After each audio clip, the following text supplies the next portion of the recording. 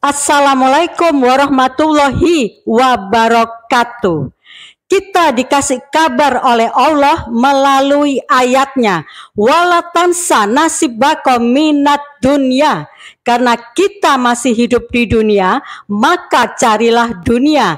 Tetapi ada batas permainan agar tidak mengganggu yang premier, yaitu perjalanan kita kembali ke Allah. Dunia bukan tempat untuk membangun. Dunia hanya sementara, hanya menanti antrian kematian. Terus ngapain kamu mati-matian cari dunia? Hidup di dunia hanya sebentar, hanya dalam buayan. Itu ayatnya. Karena kita harus kembali ke Allah. Innalillahi wa inna ilaihi rojiun, dan itu perintah dari Allah. Surat Al-Mu'minun ayat 115. Syarat menjadi Islam adalah bersahadat, bersaksi, menyaksikannya sendiri, menyaksikan kenyataan yang sebenarnya. Kalau kamu sudah bersama Allah, Ashadu alla ilaha illallah, kamu tidak boleh berhenti sampai di sini. Kamu harus meneruskannya. Karena ada kalimat Allah selanjutnya, wa ashadu anna Muhammad Rasulullah. Ini yang namanya syahadat ain. Syahadat ain adalah rumah kita sehari-hari di dalam kita beraktivitas. Muhammad bukan masa lampau, Muhammad bukan kemarin, Muhammad bukan besok, Muhammad itu sekarang. Muhammadkan dirimu sekarang juga agar kamu menjadi kekasihnya Allah seperti Muhammad. Muhammad itu adalah gelar yang tertinggi. Makanya Muhammad dikatakan nabi yang terakhir.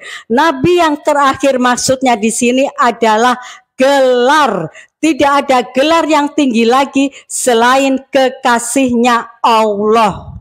Muhammad ada karena ada Nabi Adam, Nabi Nuh, Nabi Ibrahim, Nabi Daud, Nabi Isa, dan Muhammad. Ini bukan 6, tapi 1, berevolusi. Dan puncak dari evolusi adalah Muhammad. Karena Muhammad untuk seluruh umat manusia, maka Allah mewajibkan kamu untuk berguru kepada Muhammad agar perjalananmu kembali ke Allah itu tidak salah, tetap di ihdinas sirotol mustaqim. Maka ketika kamu memasuki alam kematian, alam transisi, alam barzah, kamu sudah siap 100%. Kamu lebih siap, kamu sudah persiapan. Sehingga ketika Allah menidurkanmu, mengistirahatkanmu di alam kematian, alam barzah, kamu dapat tidur nyenyak. Ketika kamu terbangun dari alam barzah, dari alam kematian, kamu terbangun dengan rasa kesegaran dan tidak kebingungan. Siapakah mereka itu? Mereka itu adalah umat Muhammad. Umat Muhammad adalah siapa saja. Apapun identitasmu, sekalipun kamu ateis, asalkan kamu segaris dengan nilai-nilai ajaran Muhammad, kamu segaris dengan sifat-sifat ajarannya Muhammad, mengikuti arahnya jalannya Muhammad, maka kamu disebut umat Muhammad. Tak kasih contoh ya, di kehidupan sehari-hari siapakah umat Muhammad? Kita ambil satu saja, nilai, sifat dan arah jalannya Muhammad, yaitu al-amin, yaitu jujur. Jujur ini kamu pegang benar-benar, kamu pegang dengan sungguh-sungguh di kehidupanmu sehari-hari. Orang yang jujur pasti sungguh-sungguh. Kamu sungguh-sungguh dengan Allah. Kamu sungguh-sungguh dengan pekerjaanmu. Apa yang kamu lakukan, apa yang kamu kerjakan di kehidupanmu sehari-hari, kamu sungguh-sungguh. Orang yang sungguh-sungguh pasti al-ajiz.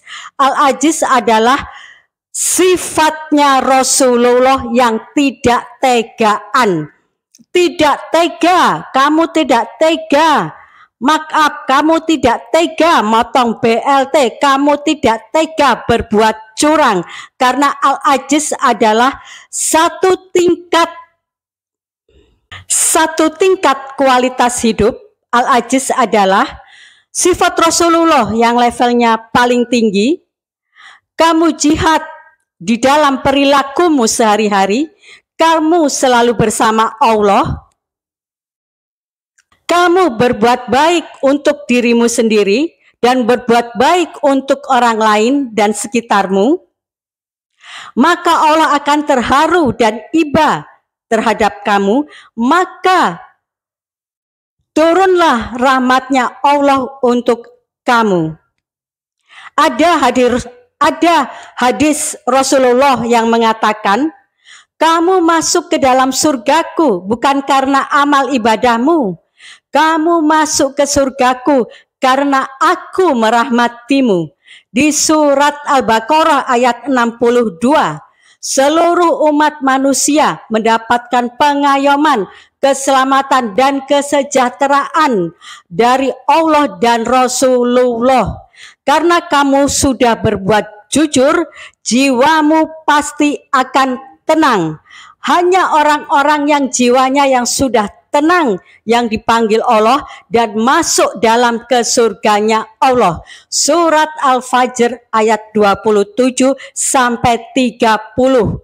Karena Allah adalah satu entitas, satu fakta batin, satu wujud batiniah, satu wujud rohaniyah yang ada di dalam diri kita masing-masing. Jalan menuju Allah sangat menyenangkan, menenangkan hati, dan membuat kita menjadi kuat.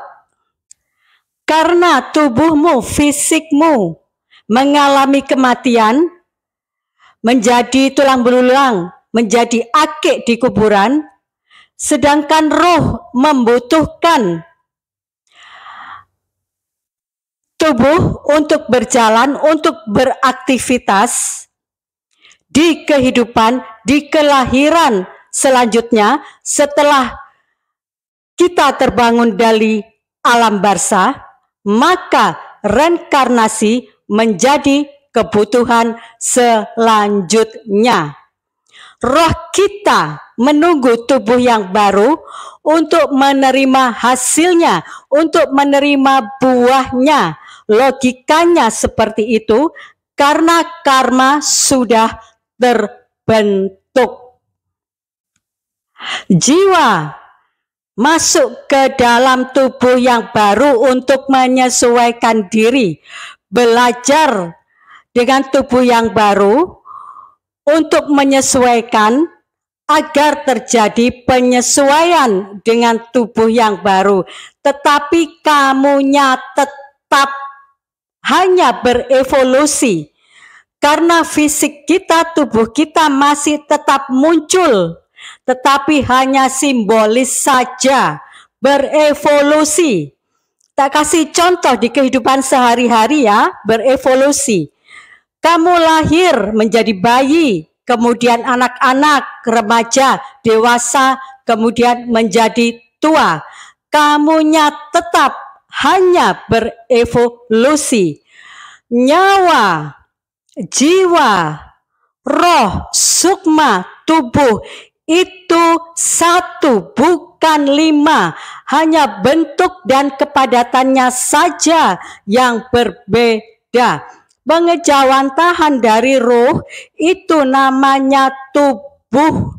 Roh tidak bisa didekati, roh hanya bisa dipelajari karena roh tidak ada standarisasinya. Yang mengalami kematian dan kelahiran hanyalah tubuh atau fisik. Enak atau tidak enaknya buah di kehidupan selanjutnya, di kelahiran selanjutnya, setelah kamu terbangun dari alam barzah, kamu sudah menentukannya sendiri. Kamu sudah menentukan kamu ingin dilahirkan di mana, dengan keluarga yang bagaimana, di zaman apa, bertemu dengan siapa saja. Kamu sudah menentukannya sendiri. Wadakmu seperti apa, kamu sudah menentukan. Karena karma sudah terbentuk. Tetapi kamu tidak menyadarinya, seolah-olah kamu menyangka bahwa itu takdir dari Allah. Tidak ya teman-teman ya, kamu sudah menentukannya sendiri. Ini ayatnya. Aku berdasarkan prasangka hambaku. Kecuali orang-orang yang spiritual yang bisa mampu memilih kehidupan yang akan datang. Karma hanya berhubungan dengan keburukan. Karma itu adalah ketika kamu berbuat baik, ingin dibalas. Tak kasih contoh ya. Ketika kamu melihat ada orang terjatuh dari sepeda motor, kamu menolongnya dengan mempunyai prasangka, mbok menawi kalau aku kecelakaan, aku ada yang menolong. Logikanya seperti itu. Jadi, kamu jatuh dulu, kecelakaan dulu dari sepeda motor, maka ada orang yang akan menolongmu. Itu tak kasih contohnya karma. Di kelahiran berikutnya, di kehidupan berikutnya, setelah terbangun dari alam barzah, kita masih bertemu dengan orang-orang yang kita cintai. Kita masih berkumpul dengan orang-orang yang sama. Kita masih bertemu lagi dengan orang-orang yang sama, dengan persoalan yang sama. Karena dalam rangka untuk memperbaikinya, dalam rangka untuk mengembangkannya. Karena kesadaran kita sudah mulai bisa membaca untuk menyadarinya di mana letak kesalahan kita. Kalau di alam barzah kita hanya bisa menyaksikan seluruh perbuatan kita di dunia, hanya menyaksikan, tetapi tidak bisa merubahnya. Di kehidupan berikutnya, di kelahiran berikutnya, setelah kamu terbangun dari alam barzah, fisikmu, tubuhmu disempurnakan oleh Allah. Rohmu akan memperindah diri, fisikmu, tubuhmu akan diperindah oleh Allah. Di dunia, kamu hanya bisa melihat 3 dasar warna. Di kehidupan berikutnya, kamu bisa melihat 19 dasar warna. Panca inderamu, spektrumnya akan dicanggihkan oleh Allah sehingga semua akan terlihat indah. Ada ekosistem dan keseimbangan yang sangat luar biasa yang kamu alami yang tidak ada di dunia. Kamu akan dipinjami sifat oleh Allah yang tidak ada di dunia.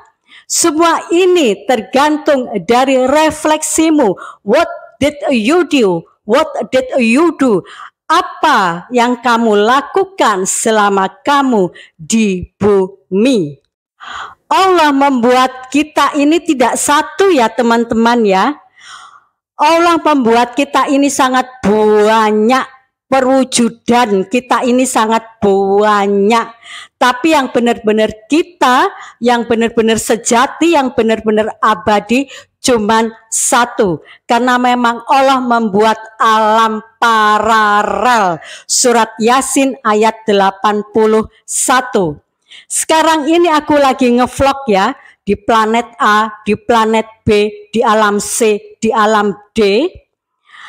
Aku lagi ngevlog karena memang Allah membuat aku ini banyak, membuat kita ini banyak, perwujudan kita ini banyak. Karena kita wajah dari Allah sendiri tetapi tidak maha. Surat Yasin ayat 81. Tak kasih contoh di kehidupan sehari-hari ya. Kamu sebagai ASN, kamu sebagai ibunya A, kamu sebagai anaknya B, kamu sebagai istrinya D, kamu sebagai tetangganya U.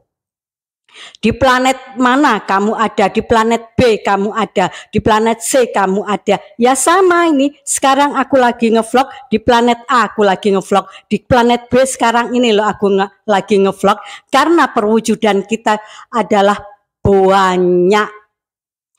Seorang ibu melahirkan bisa lebih dari satu wadak. Seorang ibu bisa melahirkan lebih dari satu bayi dengan wadak yang berbeda-beda. Orang Jawa menyebutnya dengan sedulur papat limo pancer. Ari-ari, air ketuban, darah, pusar. Dan yang kelima, limanya adalah pancer. Pancernya yaitu Allah yang sejati, yang abadi, yang benar-benar kamu adalah Allah. Itu pancernya. Karena dunia yang kamu lihat ini hanyalah ilusi, reinterpretasi dari otak.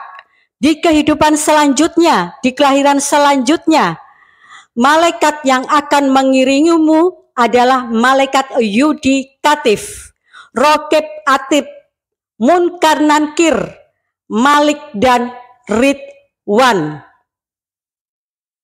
Kamu akan reinkarnasi terus-menerus sampai kamu menemukan yang sejati, yang abadi, dirimu yang sebenar-benarnya, maka kamu akan bersemayam di Jannatun Naim, di aras di langit ketujuh, tempat mbah kita Nabi Adam diciptakan. Karena yang sejati, yang abadi, kamu yang sebenar-benarnya adalah Allah. Assalamualaikum warahmatullahi wabarakatuh.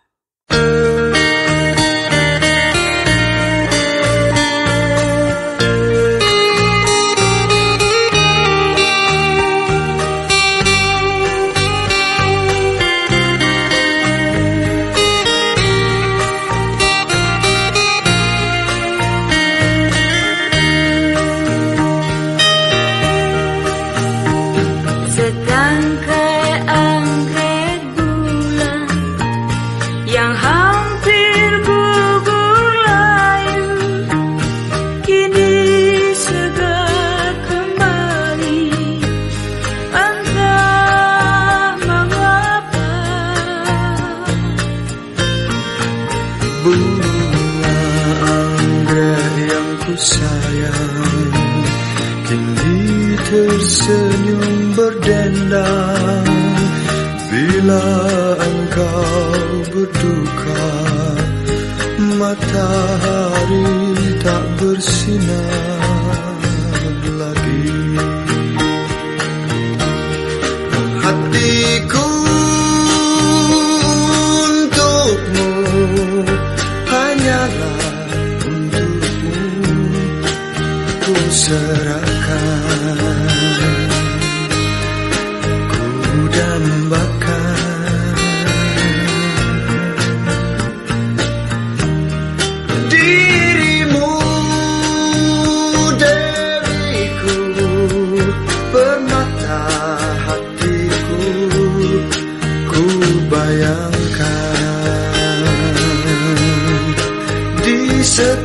waktu,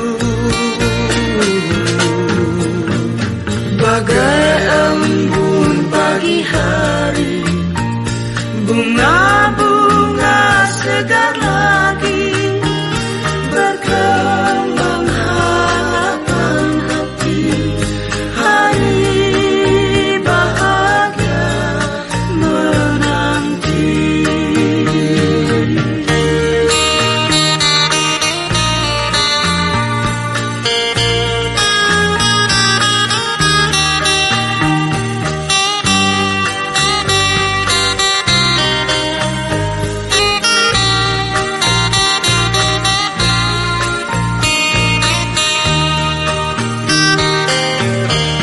Oh hatiku,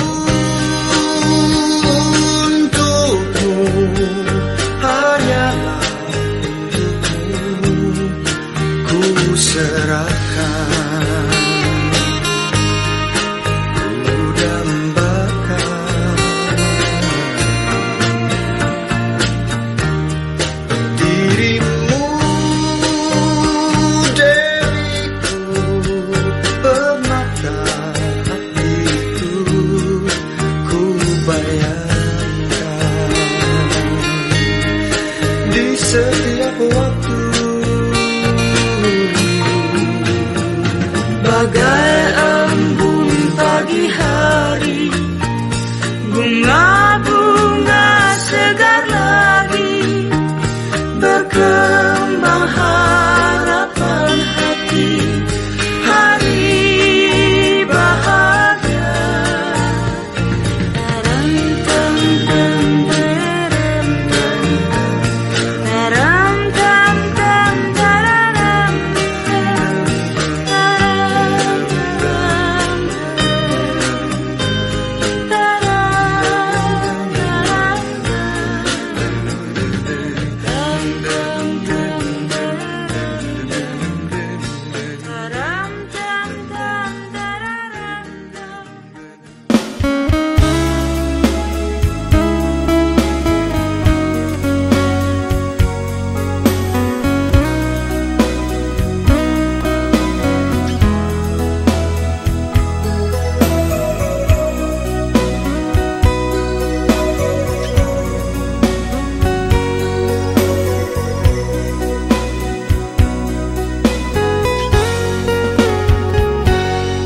Kemarin masih ada namaku di hatimu,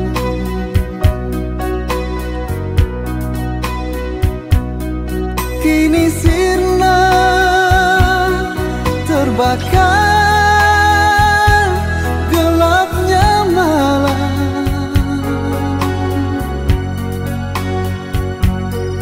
Kau lupakan diriku yang pernah kau cinta, bagaikan hilangnya si embun pagi.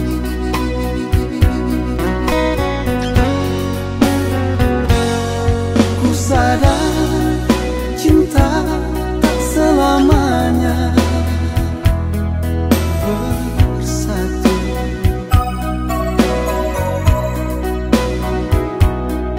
bagai bayang-bayang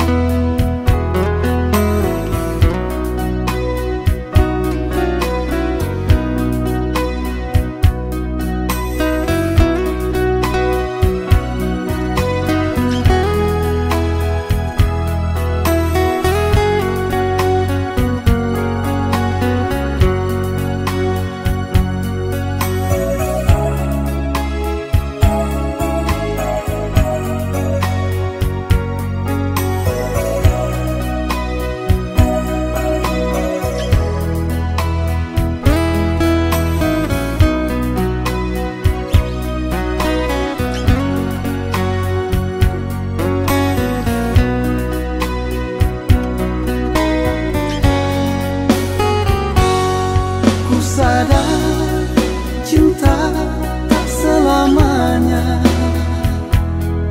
bersatu.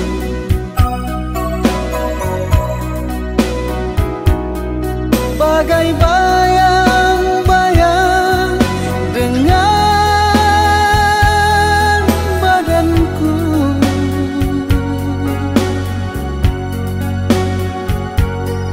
mengarungi samudra cinta, bukannya hal yang biasa. Tak semudah mengucapkan janji.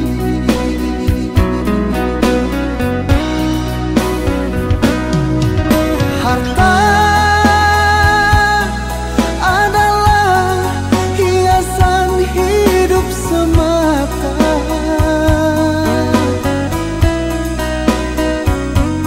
Kejujuran, keikhlasan itu yang utama.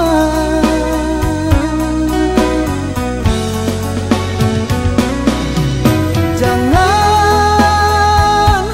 kau taburi cinta dengan permata,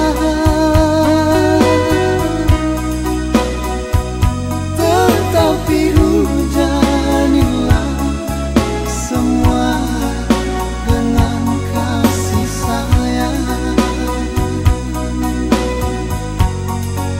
dengan kasih sayang.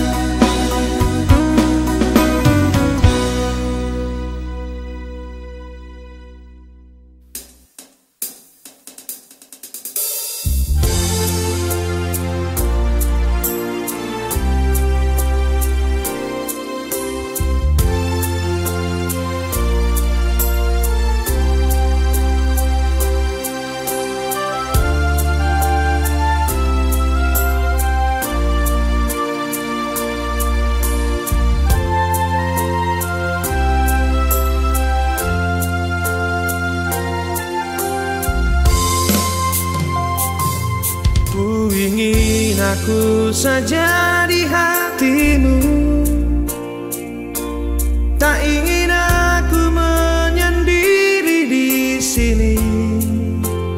Oh,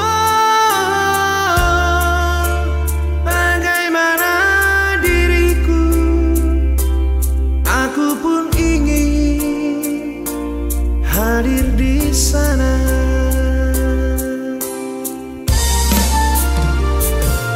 Masihkah mungkin kau milikku lagi,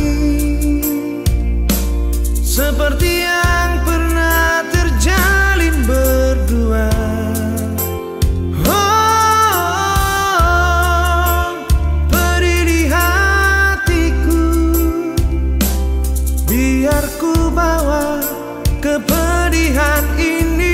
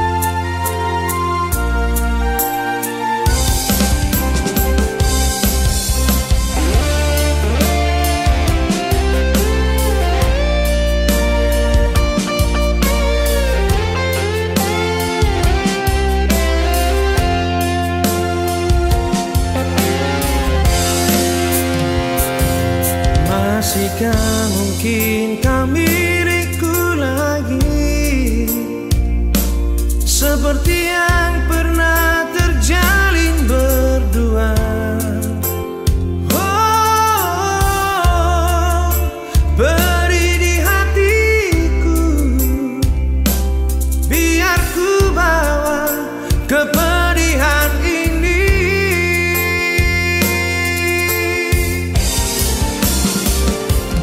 Mana mungkin kau membagi cinta, mana mungkin kau mendua hati. Cinta yang tulus dalam hatiku, biarlah engkau kembali padanya. Mana mungkin kau membagi cinta, mana mungkin kau mendua hati. Cinta yang tulus dalam hatiku, biarlah engkau kembali padanya, kekasih.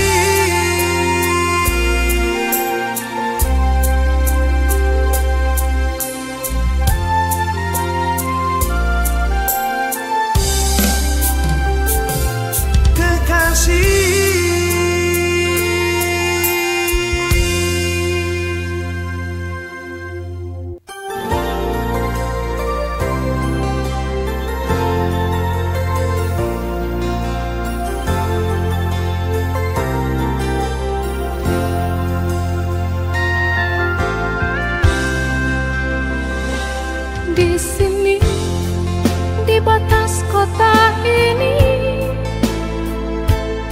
ingin ku tuliskan surat untukmu, biar engkau mengerti perjalanan hidupku di dalam menggapai cita-cita.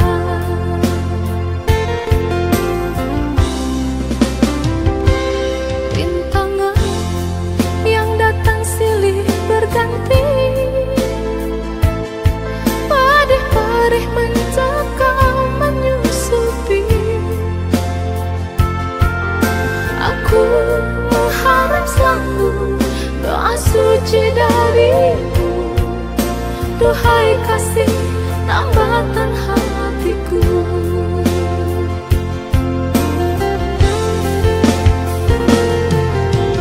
Kekenang lagi saat menjelang perpisahan, kau menangis di pangkuanku. Begitu tulus akan cinta kasihku, semakin dulu aku mengenalmu.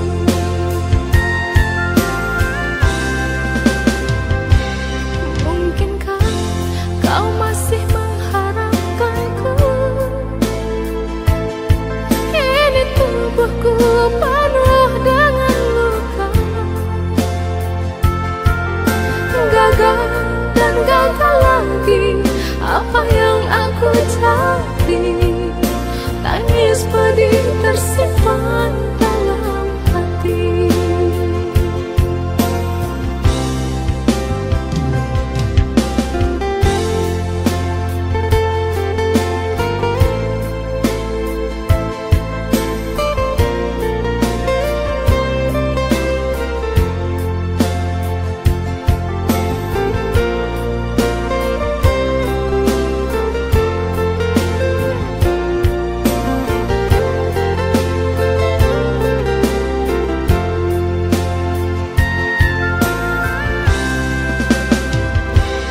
Rintangan yang datang silih berganti,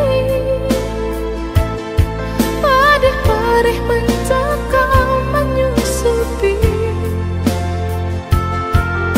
Aku mengharap selalu doa suci darimu, duhai kasih tambatan hati.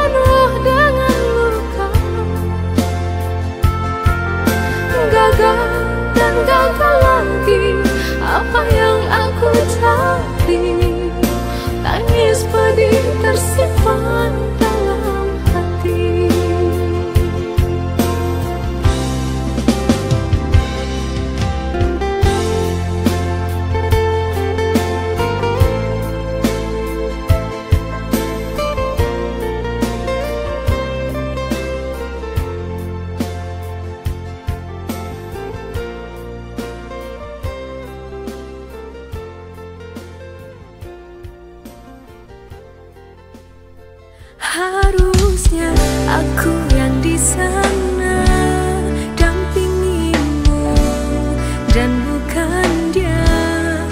Harusnya yang kau pilih bukan dia. Ku tak bahagia melihat kau bahagia dengannya. Aku terluka, tak bisa dapatkan kau sepenuhnya. Aku terluka melihat kau bermesraan dengannya. Ku tak bahagia melihat kau bahagia. Harusnya aku yang di sana dampingimu dan bukan dia. Harusnya aku yang kau cinta dan bukan dia. Harusnya kau tahu bahwa cintaku lebih dari